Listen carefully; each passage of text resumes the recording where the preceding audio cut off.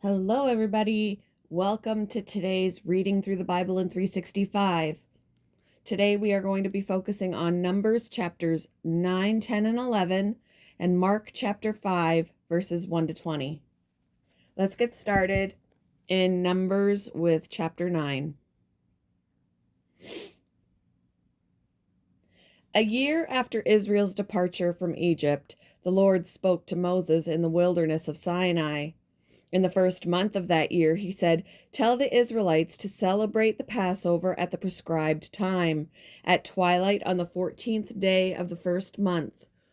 Be sure to follow all my decrees and regulations concerning this celebration." So Moses told the people to celebrate the Passover in the wilderness of Sinai as twilight fell on the 14th day of the month. And they celebrated the festival there, just as the Lord had commanded Moses. But some of the men had been ceremonially defiled by touching a dead body, so they could not celebrate the Passover that day. They came to Moses and Aaron that day and said, "We have become ceremonially unclean by touching a dead body. But why should we be prevented from presenting the Lord's offering at the proper time with the rest of the Israelites?" Moses answered, "Wait here until I have received instructions for you from the Lord." This was the Lord's reply to Moses. "Give the following instructions to the people of Israel. If any of the people now or in future generations are ceremonially unclean at Passover time because of touching a dead body, or if they are on a journey and cannot present at the ceremony, they may still celebrate the Lord's Passover. They must offer the Passover sacrifice 1 month later, at twilight on the 14th day of the second month. They must eat the Passover lamb at that time with bitter salad greens and bread made without yeast. They must not leave any of the lamb until the next morning, and they must not break any of its bones. They must follow all the normal regulations concerning the Passover. But those who neglect to celebrate the Passover at the regular time, even though they are ceremonially clean and not away on a trip, will be cut off from the community of Israel. If they fail to present the Lord's offering at the proper time, they will suffer the consequences of their guilt. And if the foreigners living among you want to celebrate the Passover to the Lord, they must follow these same decrees and regulations.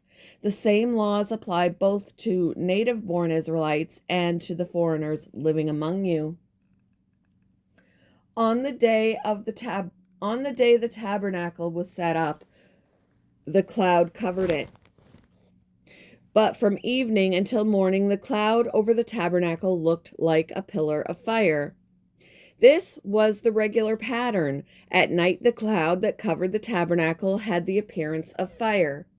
Whenever the cloud lifted from over the sacred tent, the people of Israel would break camp and follow it. And wherever the cloud settled, the people of Israel would set up camp. In this way, they traveled and camped at the Lord's command wherever he told them to go. Then they remained in their camp as long as the cloud stayed over the tabernacle. If the cloud remained over the tabernacle for a long time, the Israelites stayed and performed their duty to the Lord.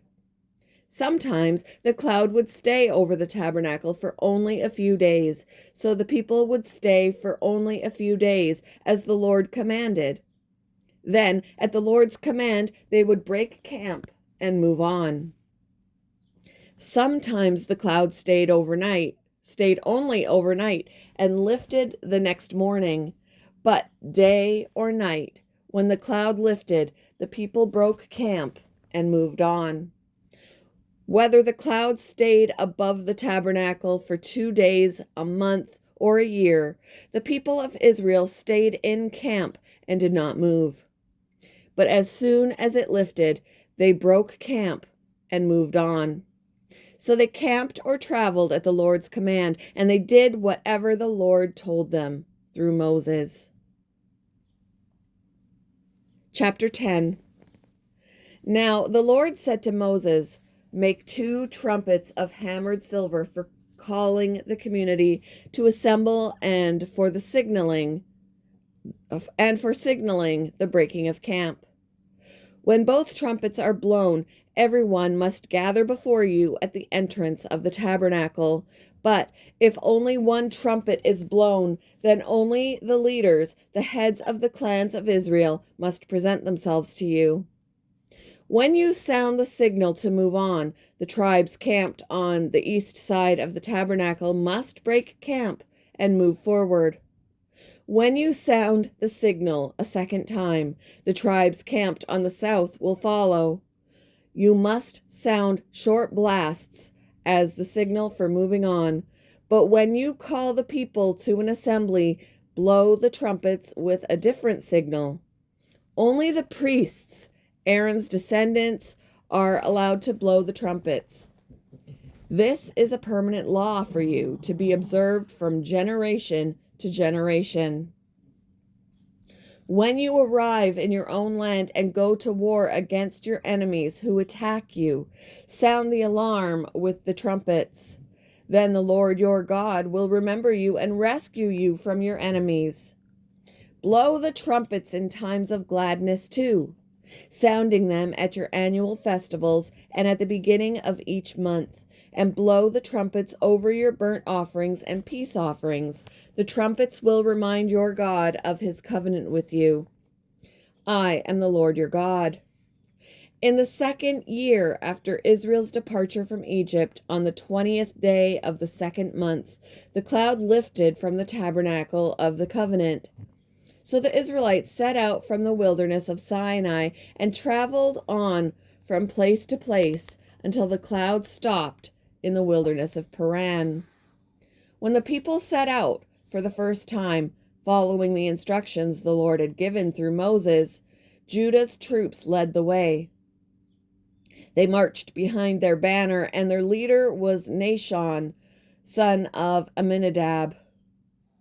They were joined by the troops of the tribe of Issachar, led by Nathaniel, son of Zor, and the troops of the tribe of Zebulun, led by Eliab, son of Helon. Then the tabernacle was taken down, and the Gershonite and Merarite divisions of the Levites were next in line of march, carrying the tabernacle with them. Reuben's troops went next, marching behind their banner. Their leader was Elizur, son of Shedeur. They were joined by the troops of the tribe of Simeon, led by Shelemiel, son of Zurishaddai, and the troops of the tribe of Gad, led by Eliasaph, son of Deuel. Next came the Kohathite division of the Levites, carrying the sacred objects from the tabernacle. Before they arrived at the next camp, the tabernacle would already be set up at its new location. Ephraim's troops went next, marching behind their banner. Their leader was Eliashama, son of Ammihud. They were joined by the troops of the tribe of Manasseh, led by Gamaliel, son of Pedahzur, and the troops of the tribe of Benjamin, led by Abidan, son of Gideoni. Dan's troops went last, marching behind their banner and serving as the rear guard for all the tribal camps. Their leader was Ahiezer, son of Ammishaddai. They were joined by the troops of the tribe of Asher, led by Pagiel, son of Okron, and the troops of the tribe of Naphtali, led by Ahira, son of Enan. This was the order in which the Israelites marched, division by division. One day Moses said to his brother-in-law, Hobab, son of Reuel the Midianite, "We are on our way to the place the Lord promised us. For he said, I will give it to you. Come with us, and we will treat you well, for the Lord has promised wonderful blessings for Israel." But Hobab replied, "No, I will not go. I must return to my own land and family."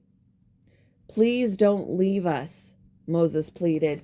You know the places in the wilderness where we should camp. Come, be our guide. If you do, we'll share with you all the blessings the Lord gives us. They marched for 3 days after leaving the mountain of the Lord, with the ark of the Lord's covenant moving ahead of them to show them where to stop and rest. As they moved on each day, the cloud of the Lord hovered over them. And whenever the ark set out, Moses would shout, "Arise, O Lord, and let your enemies be scattered. Let them flee before you." And when the ark was set down, he would say, "Return, O Lord, to the countless thousands of Israel." Chapter 11. Soon the people began to complain about their hardship, and the Lord heard everything they said. Then the Lord's anger blazed against them, and he sent a fire to rage among them, and he destroyed some of the people in the outskirts of the camp. Then the people screamed to Moses for help, and when he prayed to the Lord, the fire stopped. After that, the area was known as Taberah, which means the place of burning, because fire from the Lord had burned among them there. Then the foreign rabble who were traveling with the Israelites began to crave the good things of Egypt, and the people of Israel also began to complain. "Oh, for some meat," they exclaimed. "We remember the fish we used to eat for free in Egypt, and we had all the cucumbers, melons, leeks, onions, and garlic we wanted. But now our appetites are gone. All we ever see is this manna." The manna looked like small coriander seeds, and it was pale yellow like gum resin. The people would go out and gather it from the ground. They made flour by grinding it with hand mills or pounding it in mortars. Then they boiled it in a pot and made it into flat cakes. These cakes tasted like pastries baked with olive oil. The manna came down on the camp with the dew during the night. Moses heard all the families standing in the doorways of their tents whining, and the Lord became extremely angry. Moses was also very aggravated, and Moses said to the Lord, "Why are you treating me, your servant, so harshly? Have mercy on me. What did I do to deserve the burden of all these people? Did I give birth to them? Did I bring them into the world? Why did you tell me to carry them in my arms like a mother carries a nursing baby? How can I carry them to the land you swore to give their ancestors? Where am I supposed to get meat for all these people? They keep whining to me saying, 'Give us meat to eat.' I can't carry all these people by myself. The load is too heavy. No, the load is far too heavy. If this is how you intend to treat me, just go ahead and kill me. Do me a favor and spare me this misery." Then the Lord said to Moses, "Gather before me 70 men who are recognized as elders and leaders of Israel. Bring them to the tabernacle to stand there with you. I will come down and talk to you there. I will take some of the Spirit that is upon you, and I will put the Spirit upon them also. They will bear the burden of the people along with you, so you will not have to carry it alone. And say to the people, 'Purify yourselves, for tomorrow you will have meat to eat.' You were whining, and the Lord heard you when you cried, 'Oh, for some meat! We were better off in Egypt.' Now the Lord will give you meat, and you will have to eat it. And it won't be for just a day or two, or for 5 or 10 or even 20. You will eat it for a whole month until you gag and are sick of it. For you have rejected the Lord who is here among you, and you have whined to him, saying, 'Why did we ever leave Egypt?'" But Moses responded to the Lord, "There are 600,000 foot soldiers here with me, and yet you say, 'I will give them meat for a whole month.' Even if we butchered all of our flocks and herds, would that satisfy them? Even if we caught all the fish in the sea, would that be enough?" Then the Lord said to Moses, "Has my arm lost its power? Now you will see whether or not my word comes true." So Moses went out and reported the Lord's words to the people. He gathered the 70 elders and stationed them around the tabernacle, and the Lord came down in the cloud and spoke to Moses. Then he gave the 70 elders the same spirit that was upon Moses, and when the spirit rested upon them, they prophesied. But this never happened again. 2 men, Eldad and Medad, had stayed behind in the camp. They were listed among the elders, but they had not gone out to the tabernacle. Yet the Spirit rested upon them as well, so they prophesied there in the camp. A young man ran and reported, "Don't lay on my phone." A young man ran and reported to Moses, "Eldad and Medad are prophesying in the camp." Joshua, son of Nun, who had been Moses' assistant since his youth, protested, "Moses, my master, make them stop." But Moses replied, "Are you jealous for my sake?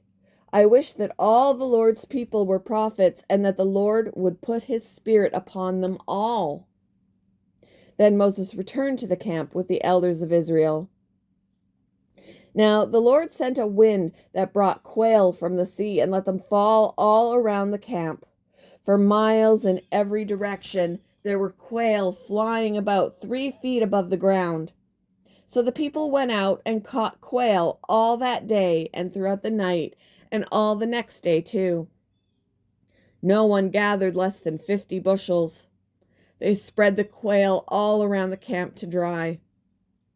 But while they were gorging themselves on the meat, while it was still in their mouths, the anger of the Lord blazed against the people, and he struck them with a severe plague. So that place was called Kibroth Hattaavah, which means graves of gluttony, because there they buried the people who had craved meat from Egypt. From Kibroth Hattaavah, the Israelites traveled to Hazeroth, where they stayed for some time.